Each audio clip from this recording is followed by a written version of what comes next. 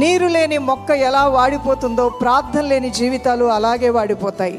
పువ్వులు లేని తోటలో సువాసన ఉండదు, ప్రార్థన లేని జీవితంలో సంతోషం ఉండదు. సైనికునికి ఆయుధాలు లేకపోతే శత్రువు దాడి చేస్తాడు. విశ్వాసికి ప్రార్థన లేకపోతే సాతానుడు దాడి చేస్తాడు. ప్రార్థనా శక్తి విశ్వాసి గ్రహించలేక లోకంలో కొట్టుకొని పోతున్నాడు. ప్రార్థనా శక్తి సాతాను గ్రహించి విశ్వాసితో తట్టుకోలేకపోతున్నాడు. సాతానుడు ప్రార్థిస్తే పారిపోతాడు, స్తుతిస్తే కాలిపోతాడు, మన పాపాలు ఒప్పుకుంటే ఓడిపోతాడు.